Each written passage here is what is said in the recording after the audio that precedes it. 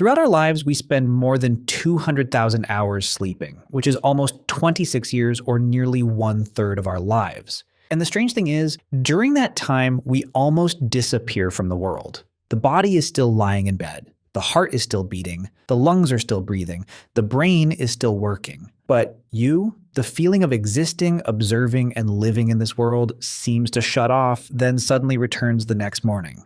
Sometimes you come back with a strange dream. Sometimes 8 hours pass by like a blink. And sometimes you wake up feeling as if you have just been somewhere you cannot name. That is why human curiosity about sleep has lasted for thousands of years, from ancient civilizations, philosophers, and theologians, to modern laboratories with 21st century brain scanners. So when you close your eyes every night, where do you really go? Welcome back to Apex. Today we will follow the most mysterious journey human beings go through every night. To answer the question of where our mind really goes when we fall asleep, the first step is to take apart a default belief that almost everyone thinks is true. It is a misunderstanding that has existed for centuries. The belief that when you close your eyes, your body and brain are simply resting, and sleep is nature's way of helping the body recover. But if we look at it from the perspective of biological evolution, this explanation reveals a huge gap. Imagine you are a living creature in the wild tens of thousands of years ago. When you fall asleep, you completely lose awareness of your surroundings. Your muscles relax, your vision shuts off, and your hearing drops to a very low level. You become completely helpless and unable to defend yourself. For any animal, willingly entering an unconscious and unprotected state for 7 to 8 hours every day would be extremely dangerous. A deer that sleeps too deeply could become prey for predators. A primate that loses awareness for too long could fall from a tree. If sleep were only for resting the body and saving energy, why did evolution not choose a safer way? For example, simply lying still, relaxing the body, but still staying alert enough to observe the surroundings. The fact that nature forces us into such a risky state proves that sleep is not just recharging the battery. Something else must be happening. A process so important that the body is willing to trade its own safety in order to carry it out. And to understand that process, we need to look at what really happens inside the brain when you close your eyes. When you go to sleep, you do not simply drift into an empty void. Sleep is actually a rhythmic journey, divided into two main states that switch back and forth throughout the night. Non-rapid eye movement sleep, or non-REM, and rapid eye movement sleep, or REM.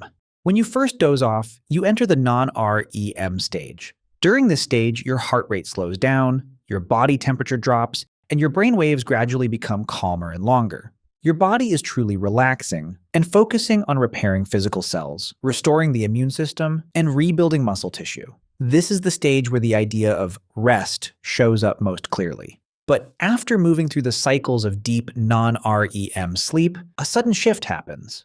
You enter REM sleep. And what scientists discovered next was even stranger. During REM sleep, if someone looked at you, they would see your eyeballs moving quickly under your closed eyelids. Inside your skull, your brain is not resting at all. Brain scans show that electrical activity in the brain bursts with intensity, power, and chaos, almost the same as when you are fully awake and focused on solving a difficult problem. The brain is consuming a huge amount of oxygen and energy, and yet, right when the brain is working at its most intense level, it sends a signal down to the spinal cord to freeze your entire body. All of your voluntary muscles, except the eye muscles and breathing muscles, become temporarily paralyzed. Why does this safety lock exist? The answer is simple. During REM sleep, the brain creates extremely vivid images, experiences, and dreams. Paralyzing the muscles is the brain's way of protecting you, stopping you from acting out what is happening in your dreams. If you dream that you are running away or fighting, the paralysis keeps your body still in bed instead of suddenly getting up and running into something. And sometimes this mechanism has a small error. If you suddenly wake up but the brain has not unlocked your muscles yet, you enter a state where your mind is fully awake, but your body cannot move. Guess what that is? That is the phenomenon known as sleep paralysis, which people often talk about in folk beliefs. There is no supernatural force involved. It is only a delay of a few seconds between your brain and your muscle system. If the brain has to work at full power during part of the night, then what exactly is it busy doing? Try to imagine that your brain is a computer. From the moment you wake up until the moment you go to bed, you take in a huge amount of information. You read the news, answer emails, see hundreds of faces on the street, hear bits of conversation from the table next to you, feel the air temperature, and remember the tasks you need to do. Every single one of those experiences, even the smallest one, creates new connections between neurons, called synapses. If the brain kept everything you saw and heard during the day, it would quickly become overloaded, run out of storage, and collapse into the chaos of junk data. Modern science has discovered that one of the core functions of sleep is a process of deep cleaning and reorganizing the brain. When you sleep, the brain begins to review all the neural connections created during the day. It does something extremely decisive. It removes weak and unimportant connections, such as what you ate for breakfast or the color of the shirt worn by someone who drove past you, and it strengthens important connections, such as new knowledge you learned or a new skill you practiced.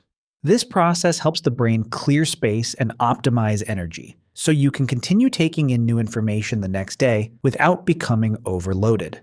Sleep does not only clean up information, it also cleans in a literal sense. In 2013, researchers at the University of Rochester discovered a remarkable mechanism and named it the glymphatic system. They observed that during deep sleep, brain cells actually shrink by up to 60%, creating space for cerebrospinal fluid to flow through. This fluid acts like a flushing system, washing away metabolic waste and toxins that build up in the brain throughout the day, including protein plaques linked to Alzheimer's disease. Sleep is not the moment when the brain shuts down. It is the moment when the brain repairs itself, cleans itself, and organizes itself again. This leads to a troubling question. Is the brain's process of mixing and cleaning information at night the source of the strange dreams we see when we close our eyes? For thousands of years, dreams were seen as something mysterious, a message from the future, a spiritual sign, or a doorway connected to another world. But from the perspective of modern neuroscience and psychology, dreams have a much more practical and specific role. When the brain reorganizes information and memories during REM sleep, it does not work silently. It connects old and new memory fragments, suppressed emotions, and random thoughts together. Dreams are the way our conscious mind sees the data processing work happening in the background of the brain. But dreams are not just random disorder. They act like a natural form of psychological therapy that happens every night. During the day, you may face pressure, anger, confusion, or anxiety. The brain uses dreams to create a safe virtual reality space. In that space, it tests and processes these complex emotions without having to face any real-life consequences. For example, if you are worried about an important presentation during the day, you may dream that you are standing on stage but completely forget your script. If you experience psychological trauma, the brain may replay that event in different forms. This is the mechanism behind nightmares. Nightmares are not signs of bad luck. They are often the result of the brain trying to process a large amount of stress, tension, or unresolved fear from your waking life. It is trying to digest those negative emotions. Besides that, we also have vivid dreams. Dreams that feel so sharp and real that when you wake up, you need a few minutes to realize they were only dreams. These dreams often happen when the brain is highly active during the final REM cycle of the night, creating emotional and connected stories that combine your deepest desires with your real-life experiences.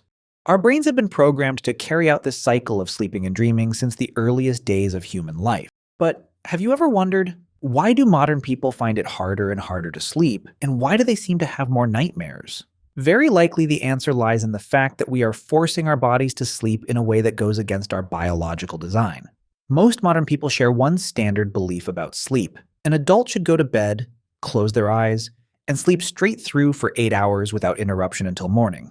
If you often wake up suddenly at 2 or 3 a.m., toss and turn, and cannot fall back asleep, you may panic and think you have insomnia, an anxiety disorder, or a problem with your nervous system. But if we look back at history, the standard of sleeping straight through for 8 hours is actually very new.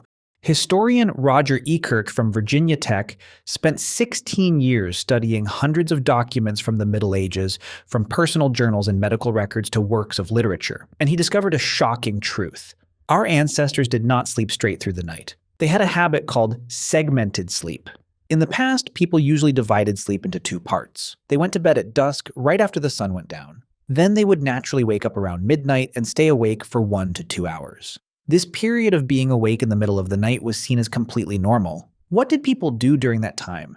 They lay there thinking, prayed, talked to the person next to them, read books by candlelight, or simply relaxed. After that, they felt sleepy again and entered their second sleep until dawn. In other words, waking up suddenly in the middle of the night may not be an illness or a biological error. It may very likely be a call from your ancient nervous system, a habit that has been programmed into human DNA for thousands of years.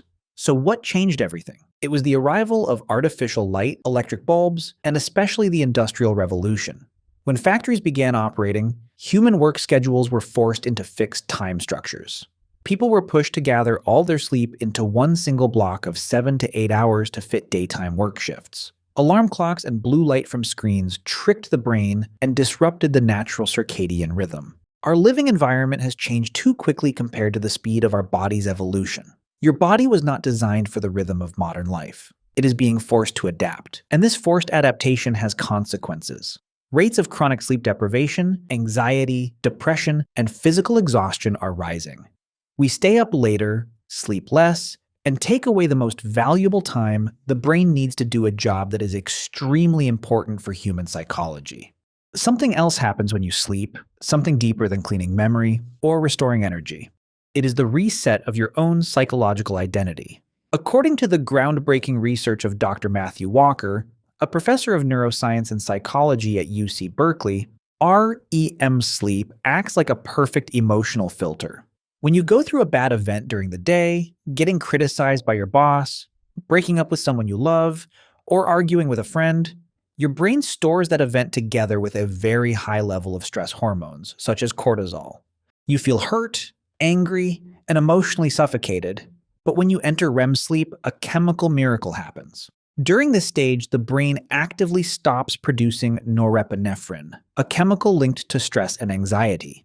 This means the brain takes painful memories from the day and processes them in a completely calm chemical environment, without panic. Sleep separates the negative emotional layer from the memory. It helps you remember the event, but with much less emotional pain. That is why people often say, just get some sleep, things will feel different in the morning. Science has proven that this saying is completely true. When you wake up the next morning, the event is still there, and your memory of it is still intact, but the emotional weight pressing on your chest has become much lighter. The brain has automatically cooled down your emotions while you were completely unconscious. Every night, through the process of filtering out unnecessary memories, strengthening new knowledge, and adjusting emotional intensity, the brain is quietly reshaping your perception of the world and of yourself. Your attitude toward a person, your reaction to an event, the way you judge a difficulty, all of these can change after a long sleep. So in the end, when you close your eyes every night, where do you really go? The answer is you do not go to another dimension, and you do not wander into an imaginary world.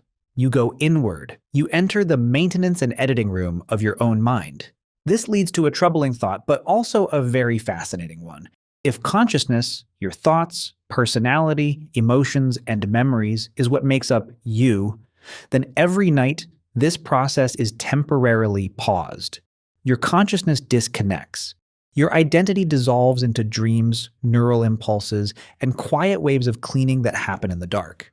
During those hours, the brain automatically decides which pieces of memory get to stay, which information gets thrown away, which fears need to be soothed, and which emotions need to be changed.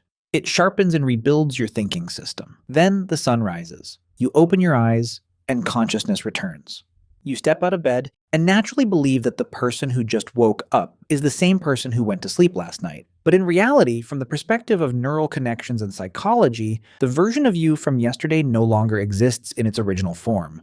A new version has been updated, carrying softened emotions, selected memories, and a slightly different neural structure, officially stepping into a new day.